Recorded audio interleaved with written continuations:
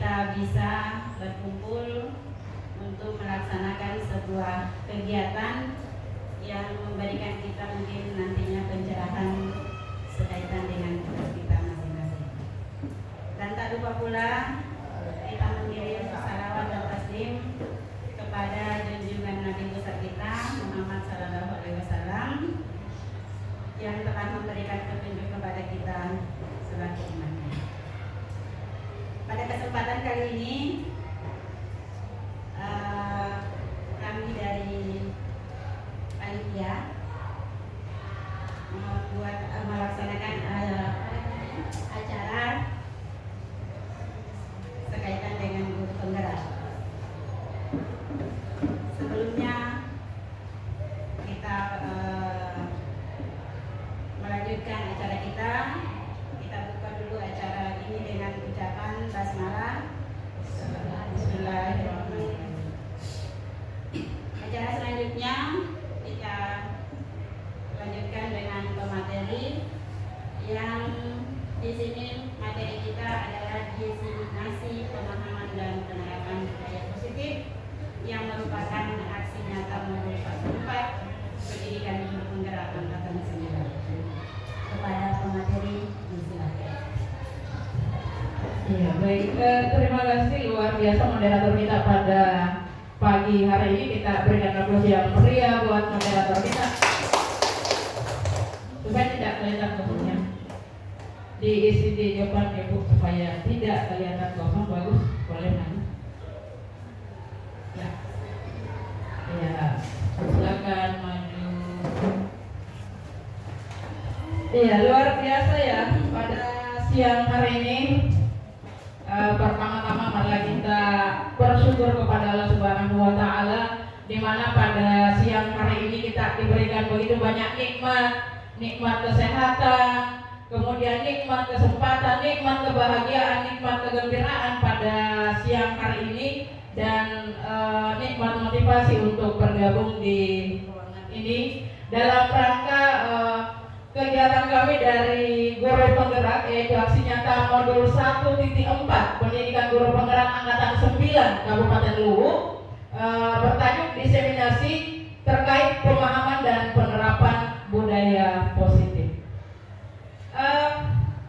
Mungkin perlu saya sampaikan kepada rekan-rekan bahwa kebetulan setelah saya di angkatan 5 kemarin sebagai pengajar praktik guru penggerak, angkatan 15 saya mencoba untuk mendaftar menjadi fasilitator guru penggerak. Ternyata diberikan kesempatan untuk lulus. Setelah kami di angkatan 15 dinyatakan lulus sebagai fasilitator, otomatis kami diundang menjadi guru penggerak di angkatan 9. Jadi kami tidak ada pengisian simulasi, pengisian kurikulum vitae, karena kami langsung otomatis diundang menjadi guru penggerak. Hal yang sangat luar biasa menurut saya. Begitu banyak kesempatan, dan saya adalah orang yang tidak mau menyanyiakan kesempatan itu. Itu pun kalau saya terkadang menyanyiakan kesempatan, maka saya harus mencari 1001 trik untuk mencari kesempatan yang lain lagi. Saya kira seperti itu Bapak Ibu. Sebelum kita masuk ya di slide pertama, ya perkenalkan, ada jilbab merah di atas. Saya sengaja pasang foto ini. Begitu banyak foto saya Bapak Ibu, tapi foto ini bagi saya adalah orang yang jarang senyum. Ketika saya punya masalah yang membuat saya jarang senyum, ketika tidak ada lagi yang namanya dolar-dolar di dompet. Adakah teman-teman di sini selalu senyum ketika kurang duitnya? Iya. Baik. Saya mau teman-teman silakan semua mengepalkan jarinya dan membayangkan ketika ada orang yang memaksa teman-teman untuk membukanya, di mana di dalam genggaman tangan teman-teman terdapat mutiara terdapat sebuah benda yang sangat banyak manfaatnya bagi Anda. Jadi Anda harus mempertahankan. Sementara ada si B datang berusaha untuk membuka. Pertanyaan saya adalah, apakah teman-teman siap untuk membukanya? Tidak. Tidak. Pada saat si B datang memaksa untuk membuka genggaman atau kepalan tangan Anda, contoh ya, silakan Ibu Sri. Saya mencoba untuk membuka. Ini saya paksa Ibu Sri ya untuk membuka. Ibu Sri juga, ini benda yang bermanfaat di dalam, Anda harus pertahankan. Saya coba untuk buka. Saya adalah orang yang kuat, Bapak Ibu, karena dasar saya juga ada di Pencaksilat ini. Saya harus. Tidak bisa, Bapak Ibu. Tidak bisa.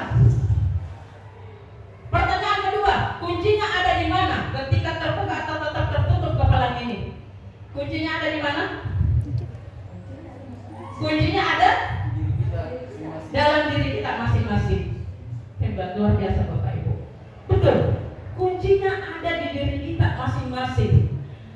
Ketika kita kaitkan dengan budaya positif, di mana akhir-akhir ini yang viral di sekolah-sekolah adalah kita diminta dari kementerian untuk menegakkan membangun budaya positif. Sekali lagi, kuncinya ada pada teman-teman. Itu. Yang kedua, saya mau memberikan kesempatan kepada teman-teman kita ini cerita bersambung. Cerita bersambung. Jadi saya bercerita dulu, itu dilanjutkan nanti Ibu Rispa. Setelah Ibu Rispa dilanjutkan Ibu Mena, dilanjutkan Ibu Bibi, Ibu Rahma, Ibu Sri, Ibu Darti, dan seterusnya. Ya. Ceritanya tidak perlu satu wacana. Ceritanya mungkin cuma 2 kalimat. Saya mulai cerita, siap-siap ya. Jangan takut keliru, jangan takut salah Bapak Ibu. Di sini saya tidak mencari kesalahan. Saya hanya mencari bagaimana motivasi bangkit dalam diri Bapak Ibu. Itu saja. Siap, saya mulai ya. Saya mulai, oke. Siap-siap boleh karena saya mulai dari ini. Kemarin pada tanggal 5 Oktober, saya lupa keterangannya. Keterangannya atau instruksinya adalah kata terakhir yang saya ucapkan itu akan dimulai oleh Ibu Rispa. Saya ulangi, kata terakhir yang saya ucapkan itu adalah awal dari cerita kita. Dipaham? Ya. Oh, oke. Pada tanggal 5 Oktober 2023 kemarin kita melaksanakan kegiatan anniversary. Di mana kegiatan anniversary itu kita mulai dengan jalan santai, kemudian disusul dengan kegiatan maulid, dan terakhir kegiatan perkemahan. Perkemahan yang dilakukan cukup meriah. Nah, kemeriahan dalam pertemuan itu salah satunya diisi dengan kegiatan api unggun yang sangat diikuti yang khusus oleh para peserta kemah. Para peserta kemah saja, ya kemah, ya kemah di sekolah kita ini ya alhamdulillah cukup menyenangkan bagi siswa kita.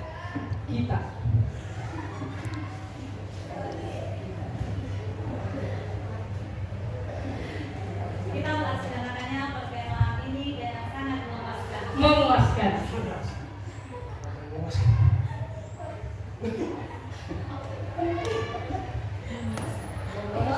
Memuaskan bagi siswa dan guru-gurunya.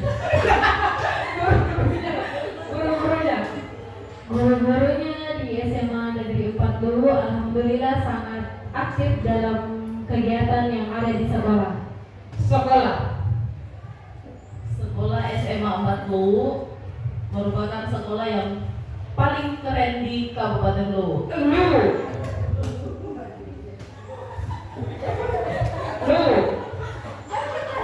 Iya. Silakan. Lu, silakan.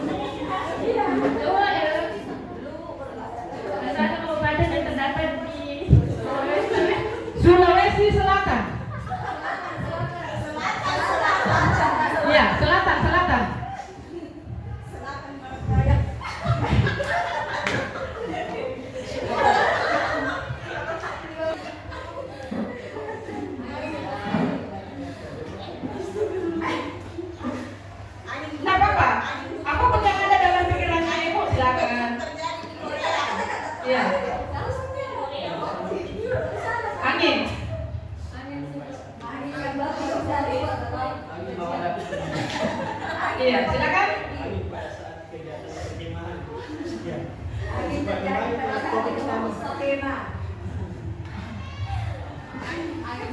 Angin tak dapat membaca, tapi saya tahu kapan dan di mana harus berada. Berada.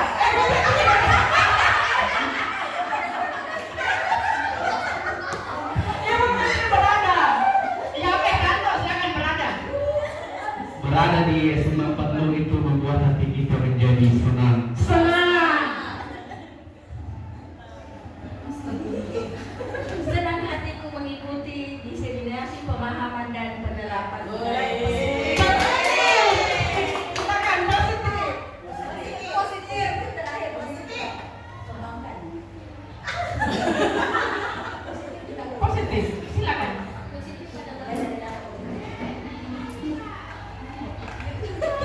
Iya, oke ya, karena kita berikan dispensasi kepada teman kita. Awalnya mereka tidak tahu seperti apa kita punya jalan cerita. Jadi oke, terima kasih, kita berakhir di Ibu Ica dan ending yang sangat menyenangkan bagi saya, yang sangat membahagiakan bagi saya. Boleh diulang tadi endingnya, Ibu Ica?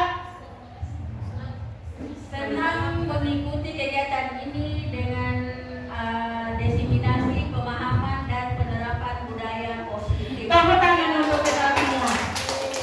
Baik, Ibu Bapak. Kira-kira apa mana yang Anda ambil dari cerita bersembunyi? Tidak mungkin cerita kita akan terbuat satu wacana ketika tidak ada dukungan dari teman-teman. Kita mulai dari Bu Rispa tadi, itu belum selesai, belum terjadi sebuah wacana, belum terjadi sebuah cerita, Ibu Bapak. Tapi karena bersambung sampai endingnya senang mengikuti kegiatan diseminasi ini, itu akan tercipta sebuah satu atau dua paragraf.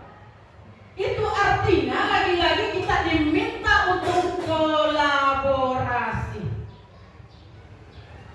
Iya, di mana-mana mungkin kita ke selatan ketemu kolaborasi, kita ke utara ketemu kata kolaborasi, ke timur ketemu kata kolaborasi, ke barat ketemu kata kolaborasi. Tapi yang jelasnya Bapak Ibu, sekali lagi saya di sini adalah untuk belajar. Mari kita sama-sama belajar. Belajar dalam bagaimana memahami dan bagaimana menerapkan budaya positif.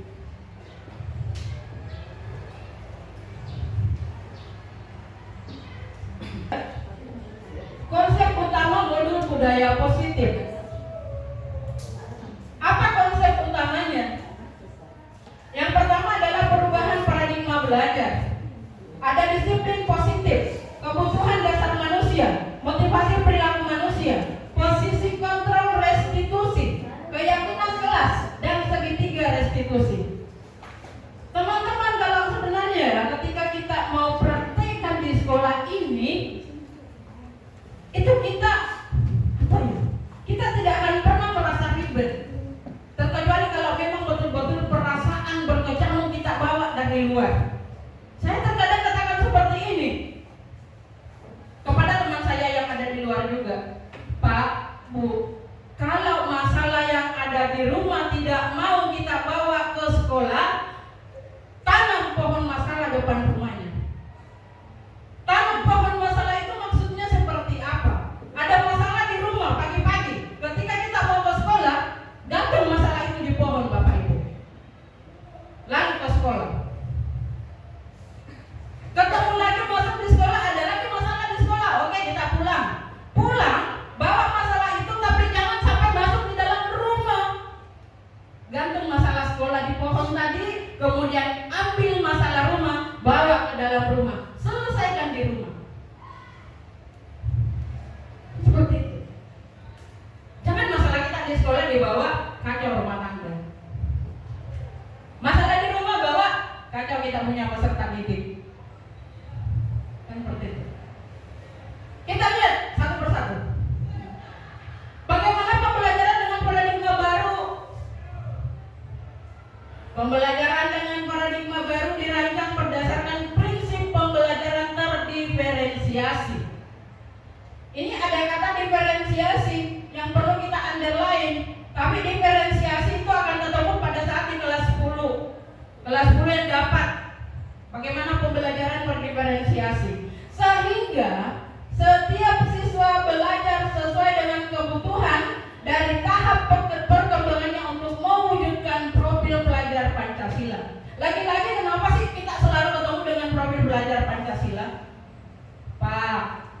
Ibu, kurikulum Merdeka itu tujuannya adalah mewujudkan profil pelajar Pancasila. Berapa dimensi profil pelajar Pancasila? 6. Pelajar Pancasila beriman dan bertakwa pada Tuhan Yang Esa dan berakhlak mulia, berkebinekaan lokal, gotong royong mandiri, kreatif dan bernalar kritis. Luar biasa. Gampang kita sampaikan kepada peserta didik kita. Sekarang kalau masalah lagu 1 kali 24 jam hafal. Itu dia. Bagaimana mewujudkan profil pelajar Pancasila, dan itu adalah tanggung jawab kita semua Bapak Ibu.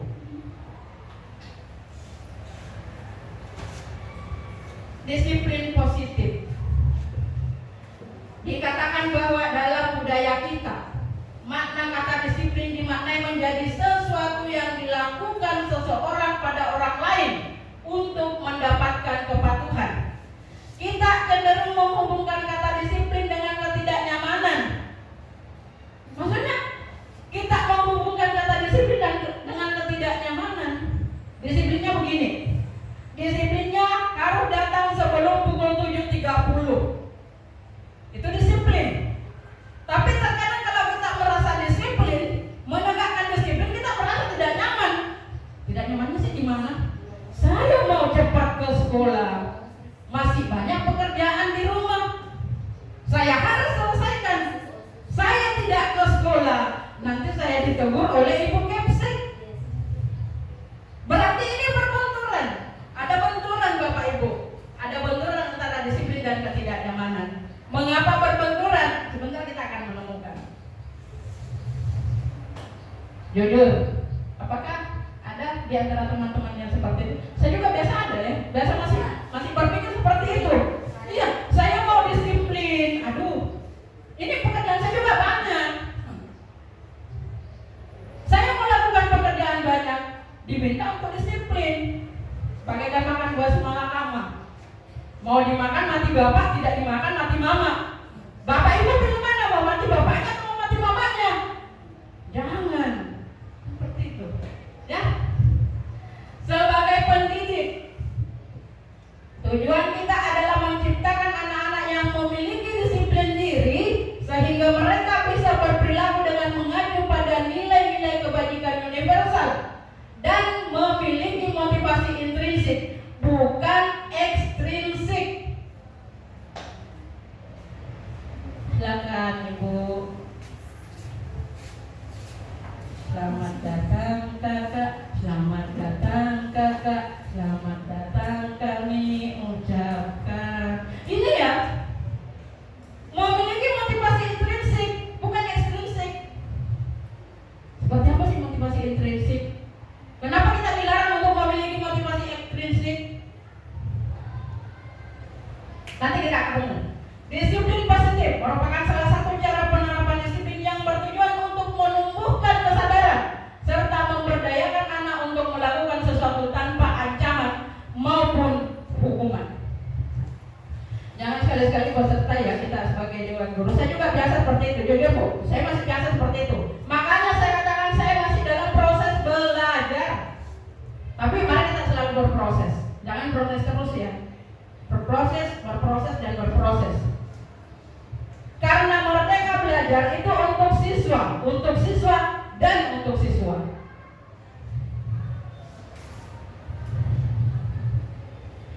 Kita lihat dulu bagaimana kebutuhan dasar manusia.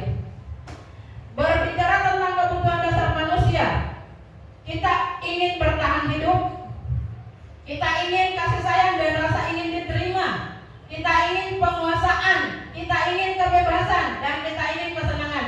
Pertanyaannya Bapak Ibu, kira-kira rekan-rekan memilih yang mana yang lebih didahulukan? Ketika saya berikan pilihan kepada teman-teman, teman-teman memilih mana? Kasih sayang dan rasa ingin diterima. Ya, ada yang memilih kasih sayang dan rasa ingin diterima. Ada juga memilih kebebasan. Ada juga memilih kesenangan.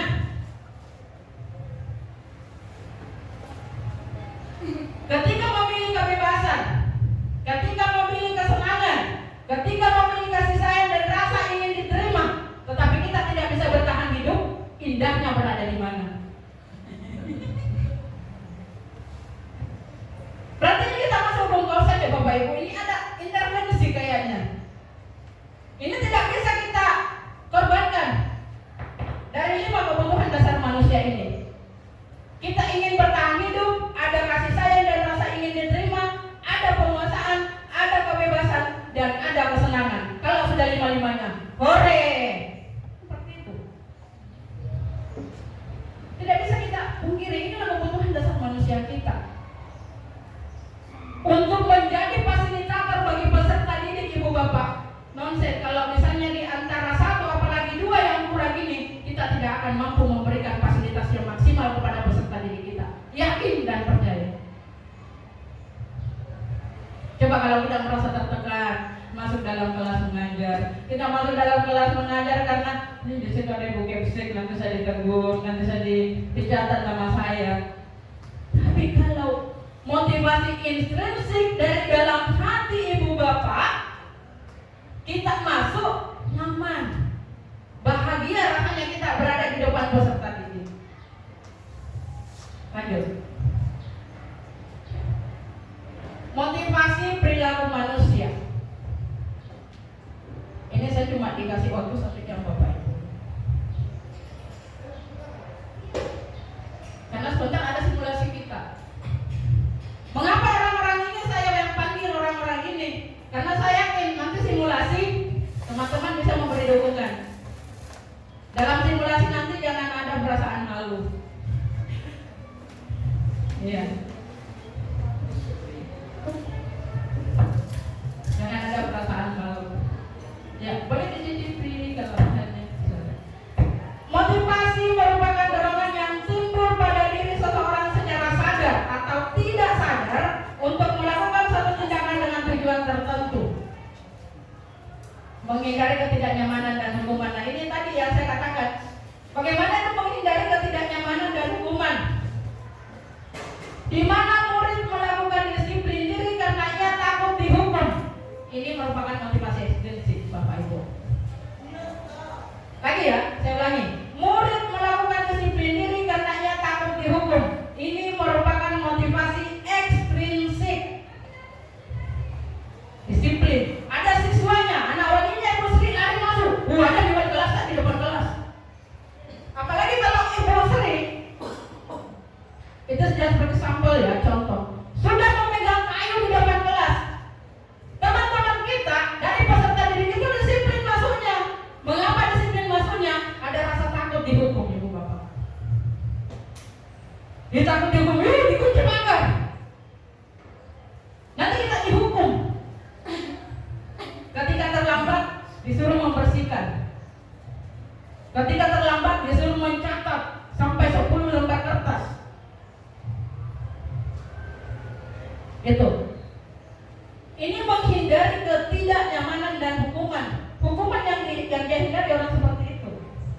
Mendapatkan penghargaan atau imbalan dari orang lain. Ada juga orang yang mau melakukan kegiatan, yang mau melakukan aktivitas karena ini mau mendapatkan penghargaan, mau mendapatkan imbalan dari orang lain. Murid melakukan disiplin diri karena ia ingin mendapat imbalan. Masih motivasi ekstrinsik. Dari awal dikatakan bahwa mari kita bangun motivasi intrinsik. Berarti kita berharap di sini menghargai nilai-nilai kebajikan diri sendiri. Di mana murid melakukan disiplin diri karena sadar akan nilai kebajikan dirinya. Ini merupakan motivasi intrinsik. Inilah yang kita harapkan, Ibu. Yang kita harapkan, Pak. Bagaimana kita berusaha membangkitkan motivasi intrinsik dalam diri kita. Masuk ke dalam kelas mengajar itu karena motivasi intrinsik. Bukan karena meneliti sudah ada kepala sekolah datang, sudah ada guru pikir datang. Itu keliling guru pikir mencatat. Bila memang Kak, coba makin masuk. Tapi tidak ada guru pikir, tidak ada ibu kepala sekolah. Mari kita legowo masuk mengajar. Mari kita melaksanakan tupoksi kita. Itu motivasi intrinsik. Tanpa ada perintah dari Depower, kita melakukan. Ketemu sampah, ambil. Mau membantu orang lain, kita membantu meskipun tidak ada orang menyaksikan. Itu motivasi intrinsik. Jadi bagaimana kita sama-sama belajar, Bapak Ibu, kita berada di area ini. Di mana kita berharap murid melakukan disiplin diri karena sadar meningkatkan nilai kebajikan dirinya. Murid kita yang mau digembleng ini teman-teman, kita upayakan bagaimana mereka mempunyai nilai motivasi intrinsik. Lanjut. Bagaimana konsep disiplin dengan identitas gagal, Bapak Ibu? Identitas gagal itu adalah dengan adanya hukuman, dengan adanya penghargaan.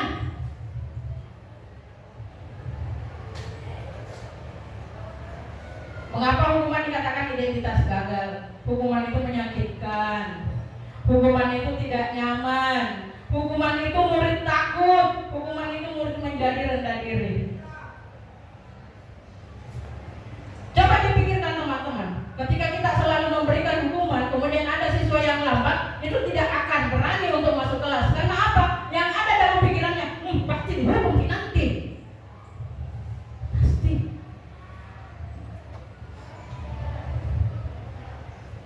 Ini kita hindari.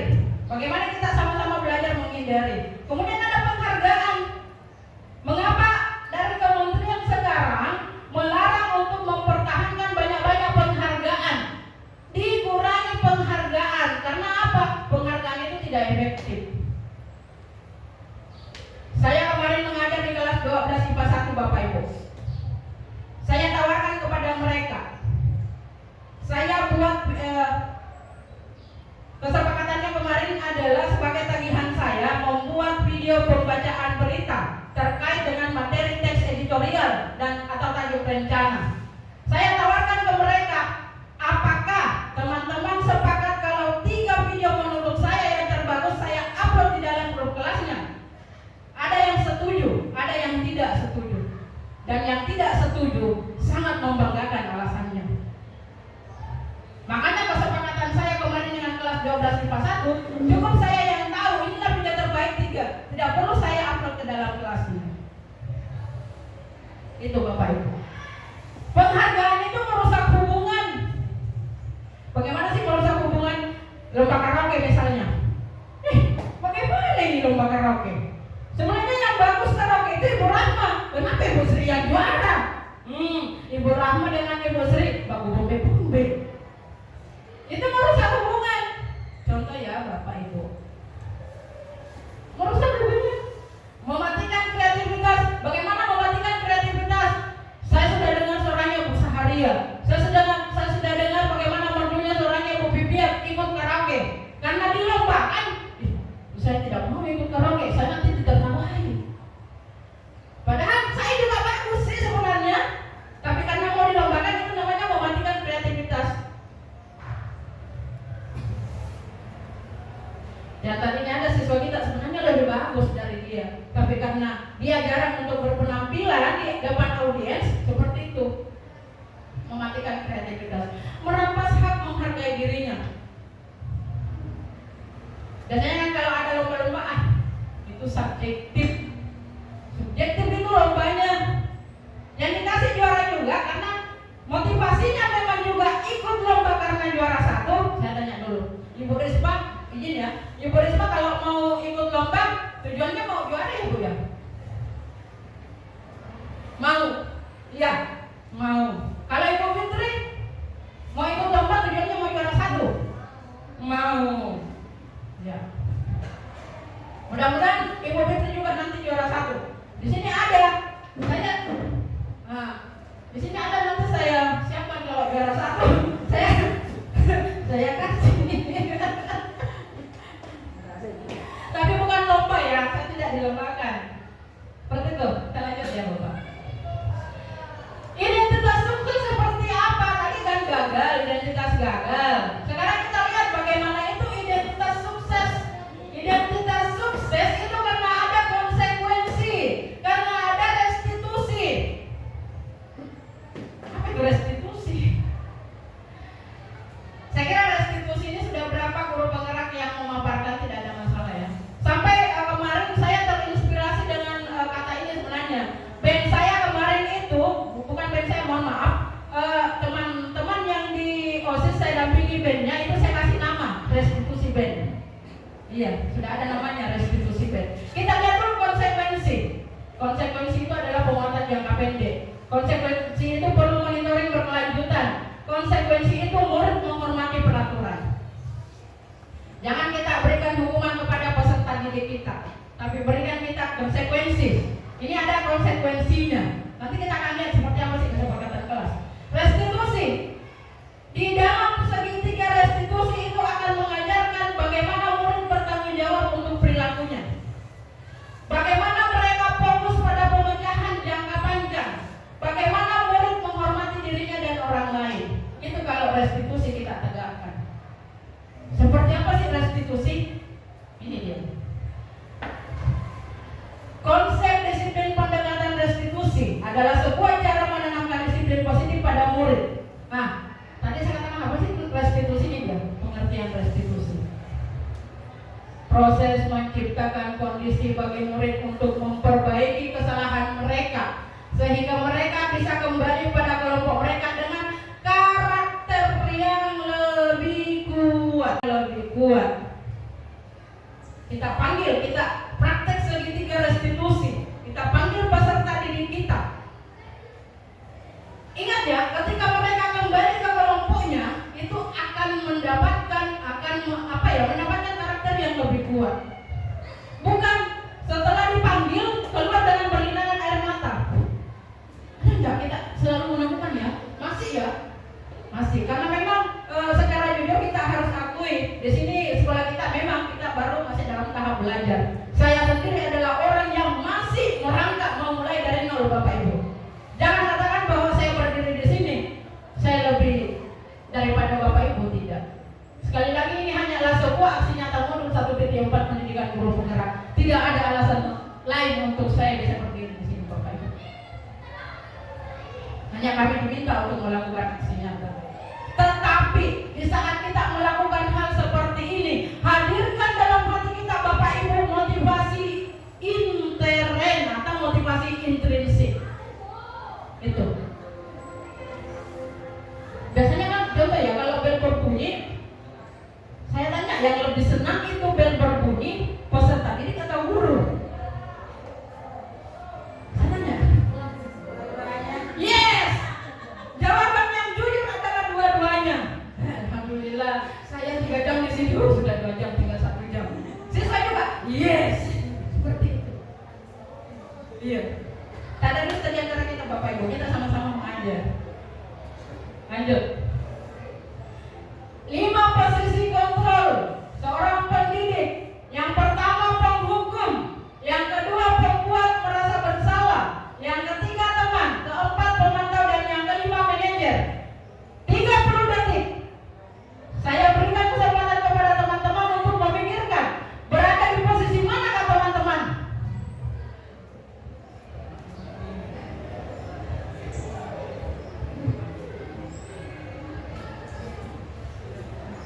Apakah saya dihukum? Apakah saya dibuat merasa bersalah? Apakah saya menjadi teman bagi mereka? Apakah saya pemantau? Dan apakah saya manajer? Boleh ya saya datangi Bapak Ibu ya? Jujur ya, sebuah refleksi Bapak Ibu itu akan berhasil ketika dimodali dengan sebuah keterbukaan, sebuah kejujuran. Ingat, kejujuran adalah mata uang yang berlaku di mana-mana. Dan keterbukaan adalah menegakkan sesuatu yang kita harapkan.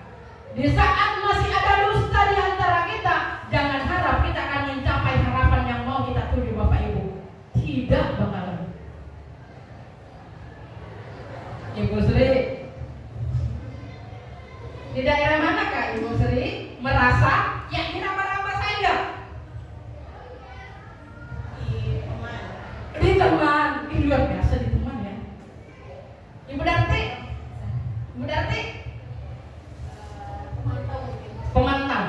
Bu Rahmat, teman. Bu Fitri, teman juga. Ibu Bibi, ya, pemantau. Bibi Kodrat, pemantau.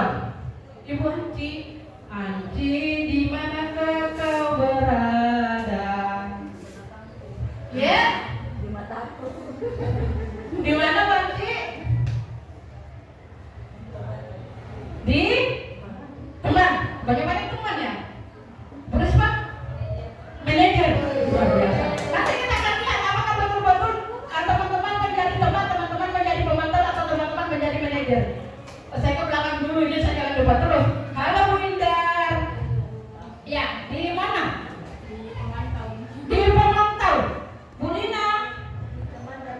Teman dan pemantau. Sri Kuadrat. Teman. Halo Ibu Ica. Teman. Pak Yulianto. Kayaknya saya di nomor 1. Di nomor 1.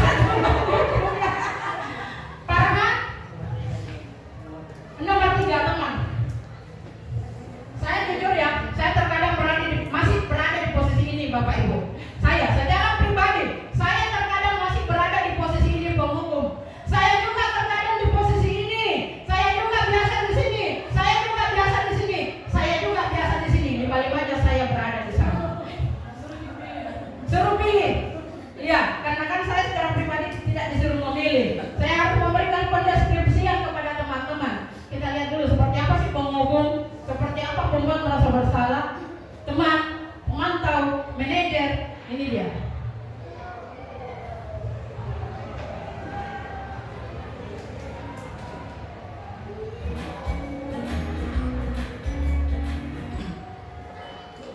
Salam bahagia Ibu dan Bapak Guru hebat. Dalam penerapan disiplin positif restitusi, salah satu program yang dikembangkan adalah 5 posisi kontrol. 5 posisi kontrol dalam restitusi adalah proses perjalanan seorang pendidik agar dapat mengenali dirinya. Pada video kali ini, kita akan membahas tentang 5 posisi kontrol yang dikembangkan oleh Diane Dawson dan contoh penerapannya.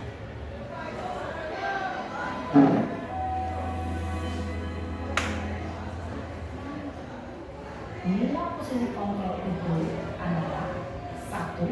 Posisi penghukum. 2. Posisi pembuat merasa bersalah. 3. Posisi teman. 4. Posisi pemantau atau monitor. Dan 5. Posisi manajer. Untuk lebih memahami kelima posisi tersebut, mari kita saksikan kasus Naren yang terlambat hadir 20 menit di sekolahnya dan melihat bagaimana kelima posisi kontrol dalam menghadapi masalah tersebut.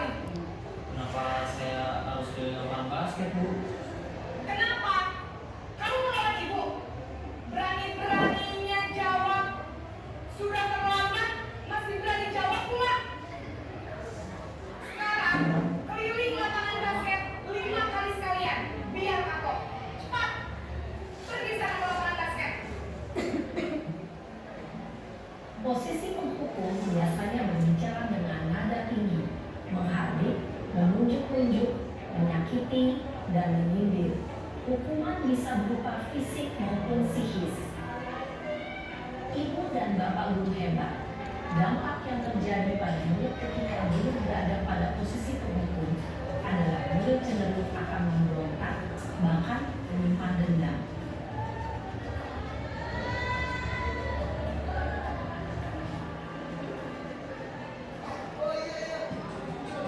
Tadi tidak ada di sini ya, obat.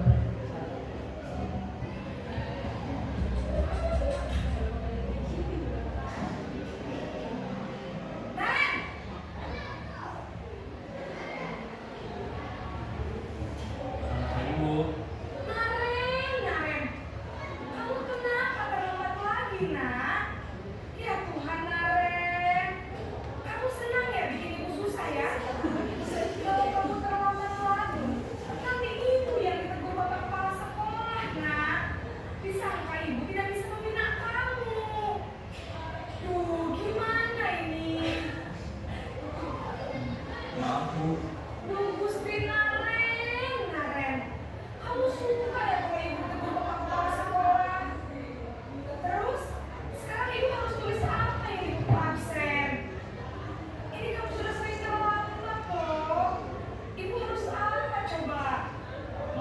Bu.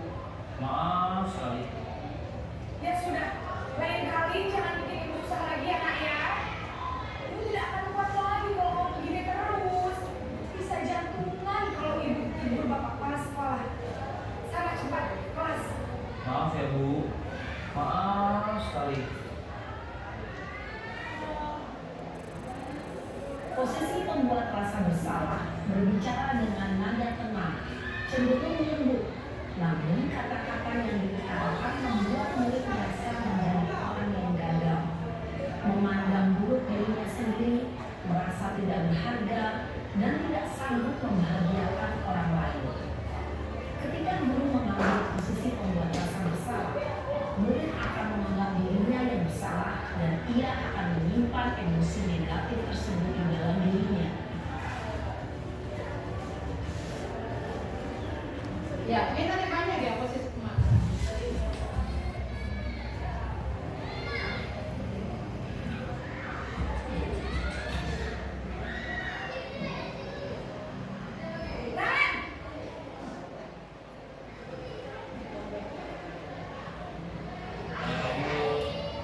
Wah, sudah jam berapa ini nak? Terlambat lagi ya sayang. Iya Bu. Habis ibu saya lupa bangunkan saya Bu. Kamu lalu menyalahkan ibu kamu. Kamu bukan anak yang paling kencang. Kok terlambat sih? Iya Bu. Saya memang terlambat bangun tadi. Jadi biarpun saya lagi kencang, tetap gak kencang Bu. Ya sudah sana. Nanti lain kali larinya lebih kencang lagi ya. Biar gak terlambat lagi. Bikin seneng ibu demi ibu. Bisa kan? Bisa lah Bu. Ya sudah sana masuk kelas. Ibu beresin urusan absen kamu. Kamu ini ada-ada saja. Dalam posisi teman, guru berbicara dengan nada suara ramah, akrab, cenderung bersenda gurau untuk menjaga suasana tetap santai. Murid akan merasa senang, aman, dan akrab dengan guru. Identitas yang diciptakan adalah identitas sukses atau berhasil. Namun, ini ingat, karena ini masih dalam masa eksternal, maka ada faktor ketergantungan dari murid kepada orang tertentu. Di sini guru absennya, sehingga di lain waktu murid bisa berperilaku baik, namun hanya kepada orang-orang tertentu saja.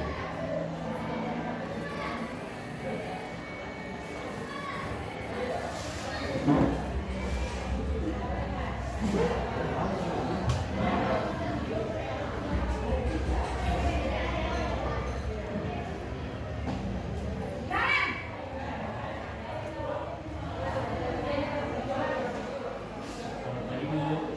Naren, apa peraturan sekolah kita tentang jam berapa kita harus masuk sekolah, nak? Harus di sekolah jam 7 Bu. Iya betul, sekarang sudah jam 7. Naren sudah tahu konsekuensinya jika terlambat hadir. Paham Bu. Saya harus tinggal kelas pas jam istirahat selama 20 menit. Iya benar, konsekuensinya demikian. Jadi nanti jam 9.30 pas istirahat, kamu harus tinggal di kelas, kerjakan tugas tambahan untuk ketinggalan kamu, ya? Baik Bu. Posisi pemantau mengandalkan penghitungan atau data untuk mengontrol murid. Guru mengarahkan murid berdasarkan peraturan dan konsekuensi. Seorang pemantau menunjukkan bahasa tubuh dan ekspresi wajah yang datar dan cenderung formal.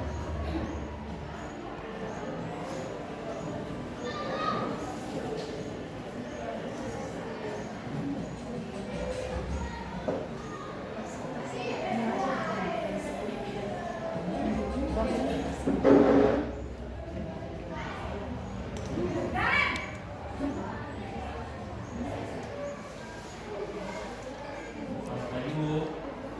Selamat pagi, Naren. Sekolah masuknya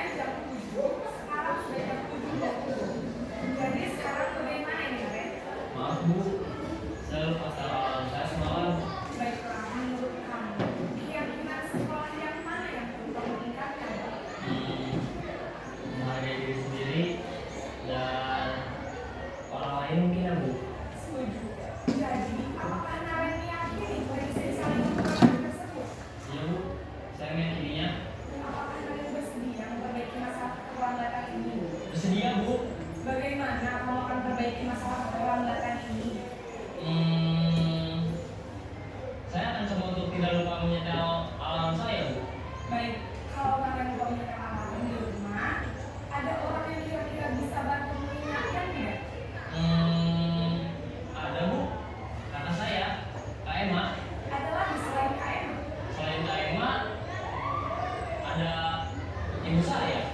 Baik, jadi yang mengingatkan kalian adalah Kak Emma dan Ibu kamu ya. Kira-kira akan mulai set alarm kapan nih kalian? Setelah pulang sekolah, akan segera saya lakukan.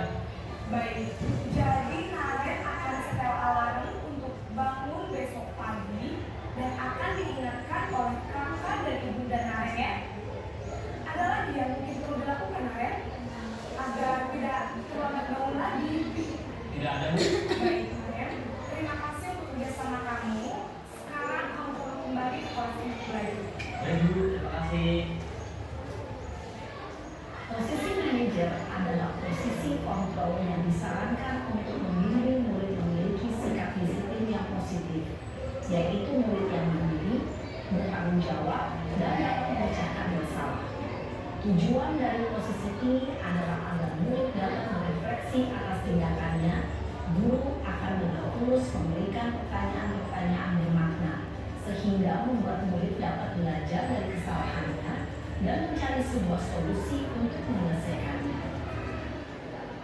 Ibu dan Bapak guru hebat, setelah mengamati adegan kelima posisi kontrol tadi, kira-kira posisi mana yang paling ideal? Posisi mana yang dapat menunjang motivasi intrinsik murid? Ya, tentu posisi manajer. Posisi ini memang posisi ideal yang dulu dituju setiap pendidik. Pada posisi inilah, guru dapat menerapkan disiplin positif yang berpihak pada murid, yang memerdekakan murid. Perjalanan seorang pendidik tentunya tidak mudah untuk sampai pada posisi seorang manajer. Namun, tujuan kita pasti, yaitu menciptakan murid-murid yang mandiri, merdeka, dan bertanggung jawab. Semoga penggambaran 5 posisi kontrol yang telah diperlihatkan ini dapat menjadi ajang refleksi bagi kita semua, agar dapat terus mengasah dan menerapkan disiplin positif yang memerdekakan murid. Mari terus berlatih dan bersemangat. Selamat menerapkan. Salam dan bahagia, Ibu dan Bapak Guru hebat. Iya, tepuk tangan untuk kita semua dulu. Saya kira jelas ya, dari 5 posisi kontrol yang diharapkan itu adalah kita berada di posisi manajer. Tetapi ingat, untuk mencapai posisi manajer itu tidak semudah membalikan telapak tangan Bapak Ibu. Posisi pemantau saja terkadang itu saya masih 1101 kali. Saya masih 1101 kali untuk berpikir, bisa nggak ya saya jadi pemantau? Ini saya masih jadi penghukum. Tapi lagi-lagi saya tidak mau selalu menyerah. Saya mau bagaimana kita berproses dan berproses Bapak Ibu. Jangan bosan. Merdeka Belajar hadir untuk memberikan kesabaran kepada kita sebagai pendidik. Hari ini kita kurangi emosi kita. Besok lagi kurangi lagi sedikit. Besok lagi kurangi lagi, kurangi sampai kita berada dekat dengan posisi manajer. Iya. Tapi saya juga biasa ya selalu mau mengatakan seperti itu. Apa yang keluar dari bibir kita itu bagaikan filosofi air dalam teko, Ibu Bapak. Tenang kita bicara ketika pikiran kita juga tenang. Tapi di saat pikiran kita menjadi gegana, gelisah, galau dan merana, mana ada kita temui orang berbahasa dengan baik dan benar Bapak Ibu. Mungkin ada tapi 1-2 orang. Itulah saya katakan bahwa orang berbicara itu bagaikan filosofi air dalam teko. Filosofi air dalam teko Bapak Ibu, ketika air putih di dalam kita tuang, yang keluar juga itu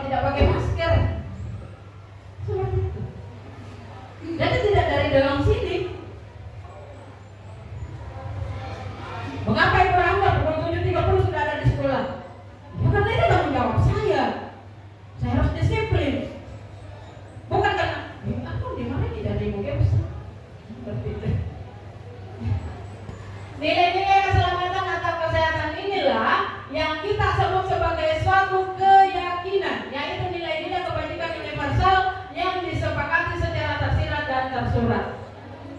Teman-teman wali kelas bisa membuat kesepakatan keyakinan kelas di dalam kelasnya masing-masing. Ketika sudah ada keyakinan kelas, kemudian dia masih melanggar, itu bukan pelanggaran yang kita berikan, tapi itu adalah sebuah sanksi yang teman-teman berikan. Mengapa sebuah sanksi? Dia sudah tahu ketika tidak melakukan, maka itu akan ada sanksi. Sanksinya seperti ini. Tapi ingat, sanksinya tidak menyakitkan peserta didik Bapak Ibu. Ketika menyakitkan, maka itu tergolong masuk kategori pelanggaran. Jangan cubit ya Bapak Ibu peserta didik kita, apalagi kalau mau sampai dipukul. Mas Menteri hidup seperti itu. Belajar, dan belajar untuk menjadi manajer. Ini kegiatan membuat keyakinan kelas, ibu-ibu wali kelas ya. Guru bersama siswa membuat keyakinan kelas. Jadi teman-teman itu berdiskusi tentang peraturan dulu. Aturannya seperti apa? Setelah itu rumuskan peraturan menjadi keyakinan, lalu tempelkan keyakinan di kelas. Kalau perlu mereka yang menempelkan satu-satu.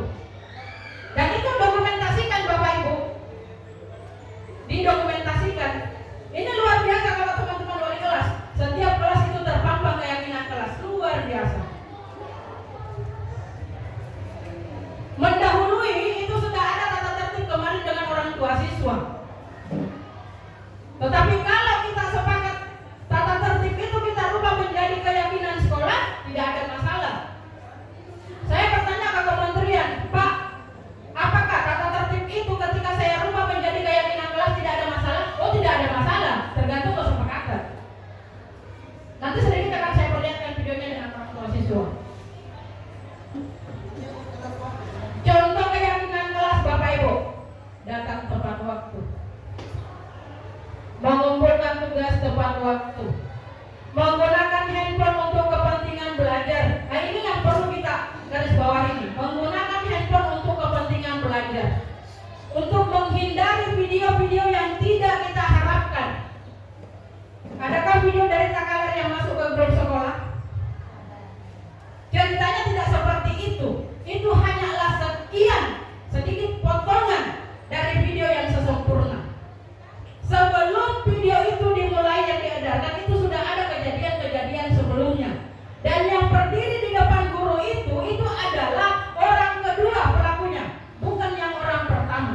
Saya tahu betul ceritanya karena orang tersebut, siswa tersebut adalah ponakan dari suami calon guru penggerak saya di Kabupaten Takalar, Ibu Hasnawati.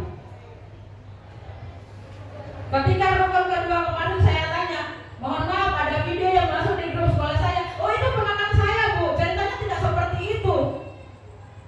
Malah dia mengatakan, malah di sini saya tidak membela ponakan saya. Saya katakan mari bela rekan-rekan guru kita, karena memang ceritanya tidak seperti itu.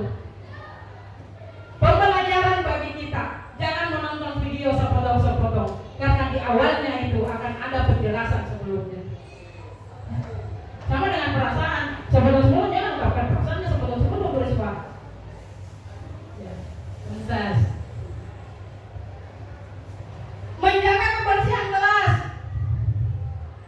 Luar biasa ya Bapak Ibu, ketika setiap pagi peserta didik kita dengan hati yang ikhlas mereka bersihkan kelasnya. Bukan karena ada ibu ini kemari, ada ibu Rispa kemari, tapi mereka dengan ikhlas. Saling menghargai. Itu saling menghargai yang menurut kita sebenarnya apakah masih kurang di sini atau seperti apa? Kalau masih kurang mari kita tingkatkan. Saling menghargai memang itu mungkin susah sekali. Tetapi tidak ada yang susah ketika kita mau belajar. Belajar, dan belajar. Untuk peserta didik dan peserta didik. Itu. Niat kita pertama untuk menjadi seorang pengajar, untuk menjadi seorang guru, apa niat kita? Apakah niat kita karena memang banyak peluangnya? Tapi kan tidak semua. Saya yakin yang hadir di dalam sini itu dari dalam niat yang tulus. Saya mau menjadi pengajar, saya mau menjadi guru.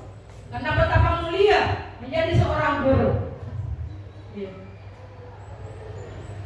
Saking mulianya menjadi seorang guru itu ada namanya sertifikasi. Seperti apa sertifikasi? sertifikasi. Saya kira teman-teman sudah memaknai semua. Lanjut. Ini dia segitiga restitusi. Ibu bapak di dalam namanya segitiga ya. Segitiga restitusi ada namanya menstabilkan identitas, ada namanya validasi tindakan yang salah, dan ada menanyakan keyakinan. Bagaimana menstabilkan identitas? Contoh kata-kata atau kalimat menstabilkan identitas adalah setiap orang pasti pernah melakukan kesalahan. Ada peserta didik yang melakukan pelanggaran, panggil golongan kita. Jangan di depannya teman-temannya Bapak Ibu. Panggil di tempat yang tidak ada peserta lihat. Keluarkan kalimat seperti ini. Nah, setiap orang pasti pernah melakukan kesalahan. Yang tadinya was-was perasaannya Bapak Ibu, ketika mengatakan, nah, setiap orang pasti pernah melakukan kesalahan, yang tadinya was-was itu akan berubah menjadi berbunga-bunga. Peserta didik kita kalau sudah melakukan pelanggaran kan pasti takut saya dihukum, pasti tak dihukum nanti. Tapi saat kalimat pertama ibu mengatakan, nah, setiap orang pasti pernah melakukan kesalahan. Nah, kamu bukan satu-satunya yang pernah melakukan ini. Itu namanya menstabilkan identitas. Apa sih bedanya kalau tidak berkelahi? Kita rapat di dalam forum, kita teriak, saling teriak di dalam forum, ada yang menengahi. Saya kira Bapak Ibu bagusnya seperti ini. Mari kita bangun kecerdasan sosial emosional kita. Saya yakin di situasi dan kondisi seperti itu namanya menstabilkan identitas. Setelah teman-teman menstabilkan identitas, masuk validasi tindakan yang salah. Bagaimana kalimatnya? Kamu tentunya punya alasan mengapa melakukan itu, nak. Ataukah adakah cara yang lebih efektif untuk mendapatkan apa yang kamu butuhkan? Itu namanya validasi tindakan yang salah.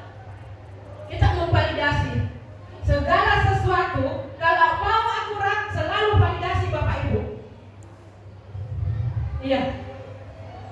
Yang ketiga, menanyakan keyakinan. Contoh kalimatnya, keyakinan kelas apa yang telah kita sepakati? Kamu ingin menjadi orang yang seperti apa?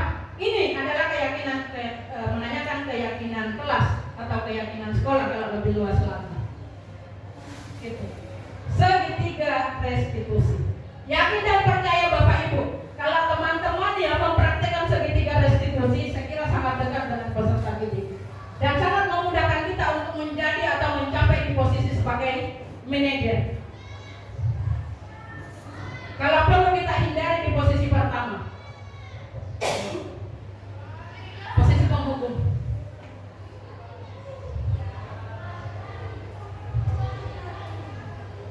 Contoh penerapan segitiga restitusi. Ini adalah video yang sangat sederhana sekali Bapak Ibu, karena tiba-tiba saya ambil videonya.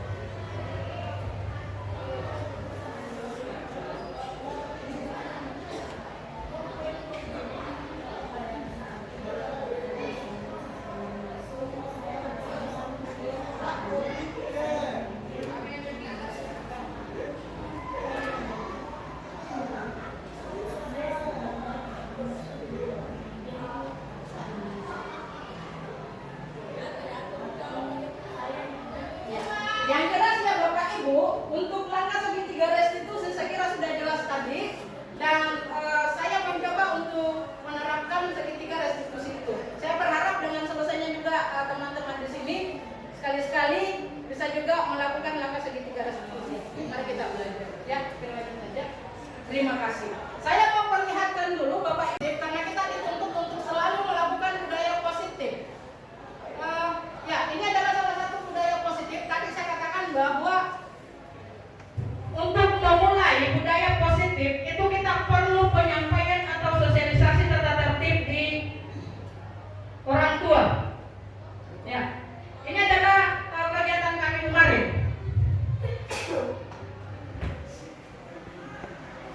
Jadi kalau teman-teman, ya, kalau teman-teman sudah mau melakukan keyakinan kelas, saya kira tidak ada masalah karena ini kita kesepakatan kelas, ya.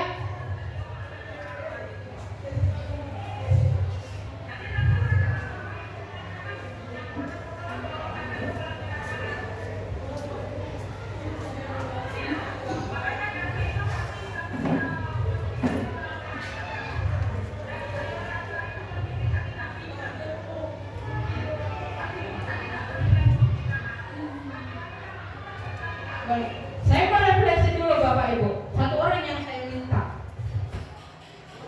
Setelah melihat seperti apa budaya positif atau bagaimana melakukan pendidikan, bagaimana sedikit, apakah dengan setelah menyimak materi-materi ini teman-teman akan melakukan sebuah perubahan kecil ya. Kita mulai perubahan kecil dari komunitas terkecil Bapak Ibu, yaitu kelas.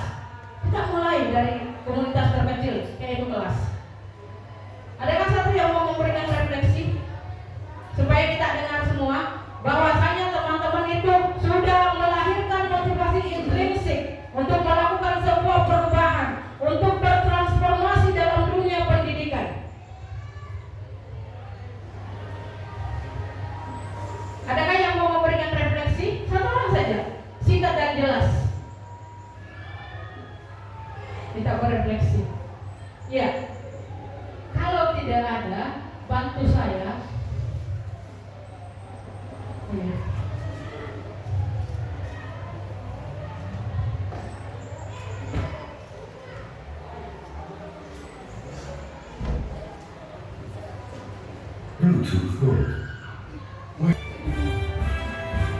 Bahwa teman-teman, kursi yang teman-teman duduki itu adalah kursi OSIS. Itu adalah kursi OSIS dan ada sedikit. Kalaupun Anda beruntung pada siang hari ini ada tulisan yang di bawah kursi teman-teman. Bagi teman yang beruntung boleh dicek dan yang menemukan tulisan boleh bawa ke saya bagi. Saya tidak yang bawa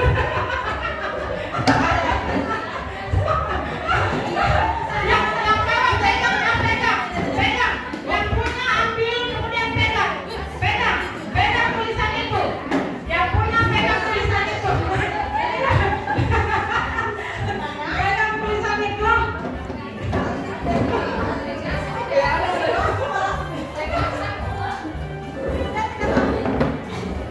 Ya, oke, kita kembali duduk manis Bapak Ibu. Ya. Saya mulai dari depan ya. Saya mulai dari depan. Ibu Rahma 1107. Ada kan 1107 di sini?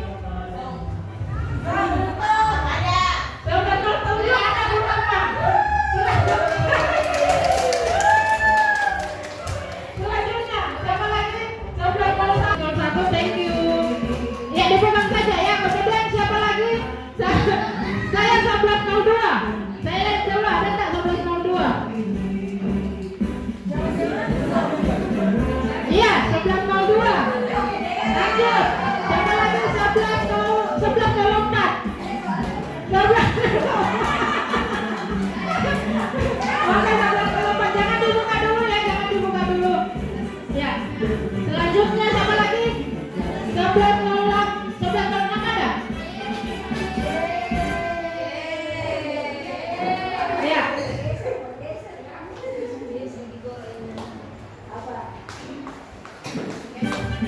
1106 terus.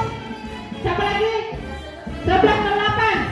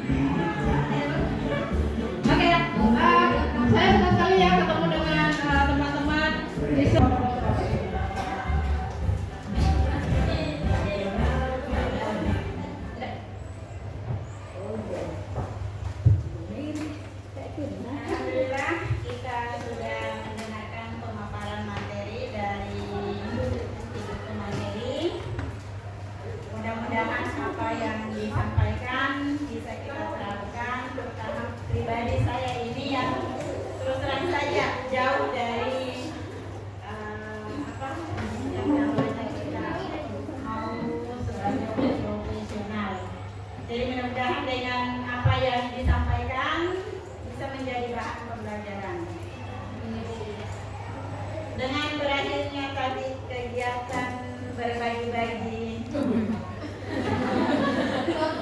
Bukan berbagi ya, yang dapat rezeki hari ini alhamdulillah, yang juga tidak dapat oleh-oleh saya kira ada juga yang tadi dan terima kasih banyak kami ucapkan, dan kami akhiri pertemuan kita ini